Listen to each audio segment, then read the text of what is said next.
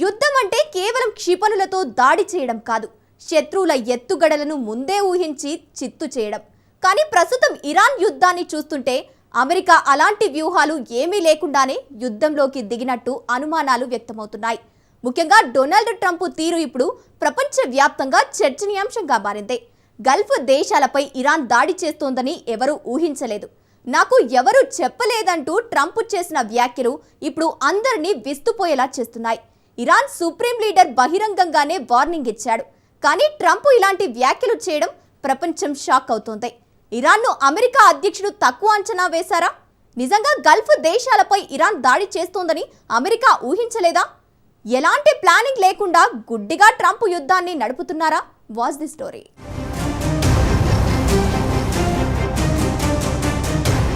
ఇరాన్ను Trump తక్కువ అంచనా వేశారా?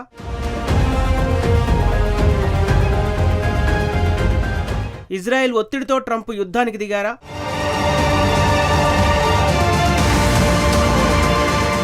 వ్యూహం లేని యుద్ధాన్ని ట్రంప్ నడిపిస్తున్నారా?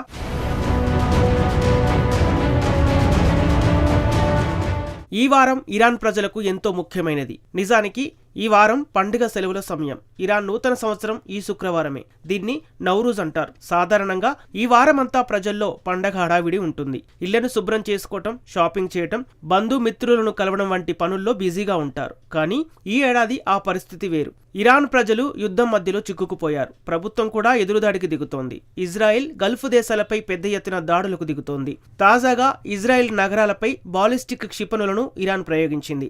అదే సమయంలో లెబనాన్కు చెందిన హిజ్బుల్లా కూడా రాకెట్లతో విరుచుకుపడింది. దీంతో ఇజ్రాయెల్ రక్షణ వ్యవస్థలు యాక్షన్లోకి దిగాయి. ఇప్పటి వరకు ఇరాన్ దాడుల్లో 3500 మంది ఇజ్రాయేలీలు గాయపడ్డారు. సుమారు 15 మంది చనిపోయారు. ఇరాన్పై కూడా తెహ్రాన్ భారీ దాడులకు దిగింది. ఇరాన్ రాజధాని బాగ్దాద్లోని అమెరికా రాయబార కార్యాలయంపై 5 డ్రోన్లతో దాడులు చేసింది. ఆ కార్యాలయం ఆవరణలో భారీ పేలుడు సంభవించింది. అంతేకాదు యుఏఈకి చెందిన పుజైరా పోర్టును కూడా ఇరాన్ టార్గెట్ చేసింది. ఈ పోర్టుపై వరుసగా 3వ రోజు దాడులకు దిగింది. దీంతో పుజైరా పోర్టులో మరోసారి భారీగా మంటలు ఎగిసిపడ్డాయి. దట్టమైన పొగలు కమ్ముకున్నాయి. యుఏఈకి పుజైరా పోర్టు అత్యంత కీలకమైనది. ఇది హర్మోజ్ జలసంధికి వెలుపల ఉంటుంది.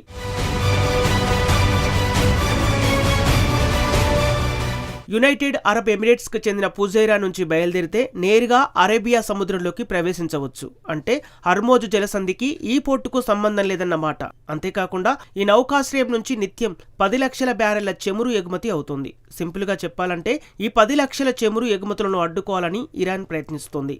అందుకే పుజైరా పోర్టును ఇరాన్ టార్గెట్ చేస్తోంది. అయితే మరోవైపు ఇరాన్ పై ఇజ్రాయెల్, అమెరికా భీకర దాడులు చేశారు. ఇరాన్కు చెందిన 2 సీనియర్ నాయకులను అంతం చేసినట్లు ఇజ్రాయెల్ వెల్లడించింది. మరీ ముఖ్యంగా ఇరాన్కు చెందిన మిస్సైల్ లాంచర్లపై అమెరికా విరుచుకుపడింది. ఇరాన్ లాంచర్లు పేలిపోతున్న దృశ్యాలను అమెరికా విడుదల చేసింది.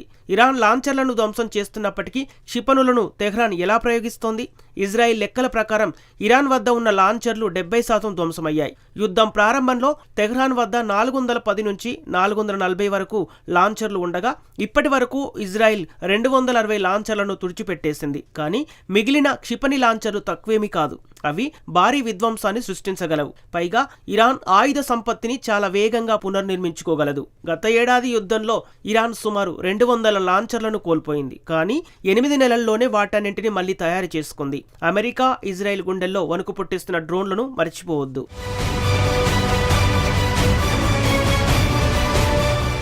దీన్ని బట్టి తెలిసేదేమిటంటే అమెరికా, ఇజ్రాయెల్ తమ అద్భుతమైన సైనిక శక్తిని ప్రదర్శించినా ఇరాన్ వద్ద ఇంకా గణనీయమైన ఆయుధ నిల్వలు మిగిలే ఉంటాయి. అందుకే యుద్ధక్షేత్రంలో తక్షణమే ఒక స్పష్టమైన ఫలితం వచ్చేలా కనిపించడం లేదు. ఇక దౌత్యపరమైన అంశాల విషయానికొస్తే ఇరాన్ ప్రభుత్వంతో తాను మాట్లాడుతున్నానని డొనాల్డ్ ట్రంప్ చెబుతున్నాడు. అదే సమయంలో ప్రస్తుతం ఇరాన్ ప్రభుత్వాన్ని ఎవరు నడుపుతున్నారో మనకు తెలియదని ట్రంప్ అంగీకరించాడు.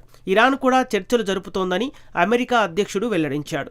అయితే అమెరికా నిత్యం చర్చలకు సిద్ధంగా ఉందంటున్నాడు. అసలు ఇరాన్తో అమెరికా చర్చలు జరపడమేమిటి అంటే తాను అందరితోనూ చర్చలు జరుపుతానని ట్రంప్ వెల్లడించాడు. కానీ కొన్నిసార్లు చర్చలే మంచి ఫలితాలనిస్తాయని అగ్రరాజ్యం అధిపతి వివరించాడు. అయితే ఇరాన్ పాలకులు చర్చలకు సిద్ధంగా ఉన్నారో లేదో తనకు తెలియదని ట్రంప్ చెప్పుకొచ్చారు. ప్రస్తుతం ఇరాన్ తీవ్రమైన దాడులను ఎదుర్కొంటోందని మాత్రం ట్రంప్ స్పష్టం చేశాడు. దీన్ని బట్టి నాయకుడు ఎవరో కూడా తనకు తెలియదన్నాడు. తమకు తెలిసినంత వరకు ఇరాన్ నాయకులు చనిపోయారని ట్రంప్ తెలిపాడు. అందుకే తాము ఎవరితో మాట్లాడుతున్నామో తెలియదని అమెరికా అధ్యక్షుడు వివరించాడు. ట్రంప్ చేసిన ఈ వ్యాఖ్యలు అసలు యుద్ధాన్ని ఆపే భరోసా ఇవ్వటం లేదు. తాను ఎవరితో మాట్లాడుతున్నారో తనకే తెలియదని ట్రంప్ చెప్పటం ఇక్కడ హైలైట్.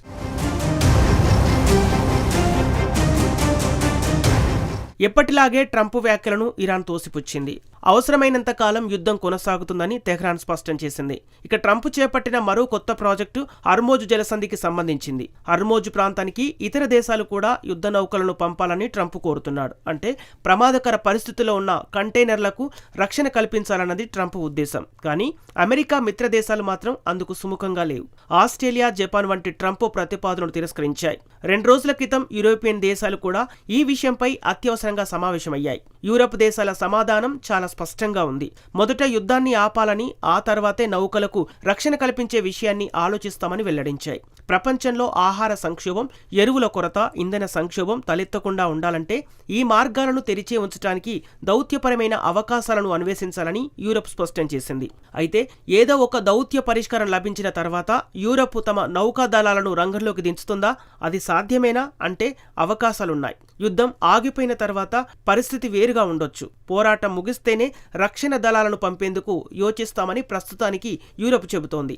అయితే ట్రంప్ మాత్రం యూరప్ తీరుపై ఆగ్రహం వ్యక్తం చేస్తున్నాడు.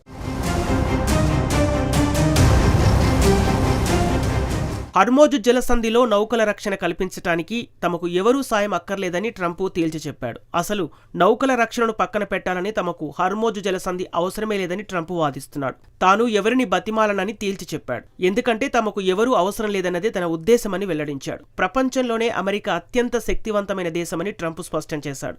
తమ వద్ద అత్యుత్తమ సైన్యం ఉందని, తమకు యూరప్ అవసరం లేదన్నాడు.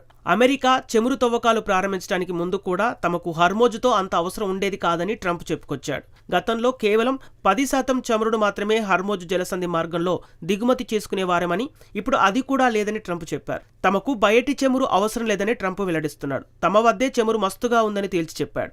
సహజంగా ఇది ట్రంప్ మార్కు గందరగోళం. ఎందుకంటే హర్మోజు తమకు అవసరం లేదని చెబుతున్నాడు. కానీ అదే సమయంలో హర్మోజును రక్షించేందుకు రావాలని మిత్ర దేశాలను కోరుతున్నాడు. ఇక్కడ ప్రశ్న ఏమిటంటే హర్మోజు సమస్య వస్తుందని ముందే ఊహించలేదా? అమెరికన్ యుద్ధ వ్యూహకర్తలు ఇరాన్ను తక్కువగా అంచనా వేశారా? నిజానికి తాజా పరిణామాలను చూస్తుంటే ఇరాన్ను అమెరికా తక్కువ అంచనా వేసిందని అనిపిస్తోంది.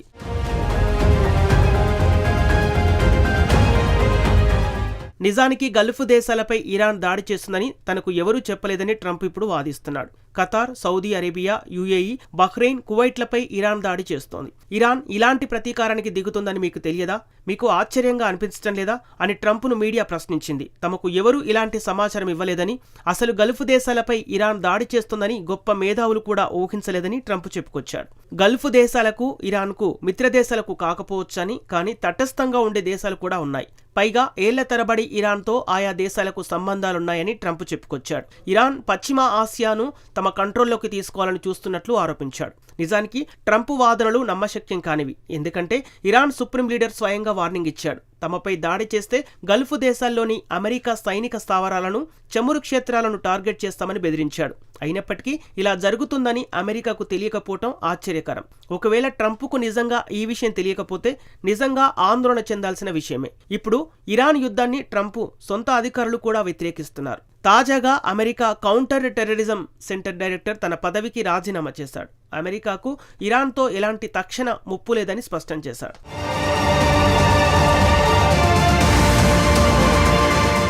ఇజ్రాయెల్ ఒత్తిడి చేయడం వల్లే ట్రంప్ ఈ యుద్ధాన్ని ప్రారంభించారని, అందుకే తాను పదవి నుంచి తప్పుకుంటున్నట్లు సదరు అమెరికన్ అధికారి వెల్లడించాడు. ఇవన్నీ చూస్తుంటే ట్రంప్ యుద్ధ ప్రణాళికలో గానీ, సన్నద్ధతలో గానీ లోపాలు ఉన్నట్టు చాలా స్పష్టంగా తెలుస్తోంది.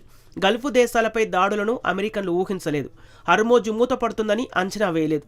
ఇరాన్ ప్రభుత్వం నిలదొక్కుంటుందని వారు అనుకోలేదు. సింపుల్గా చెప్పాలంటే ట్రంప్ ఎలాంటి వ్యూహం లేకుండానే ఓ యుద్ధాన్ని నడిపిస్తున్నాడన్నమాట.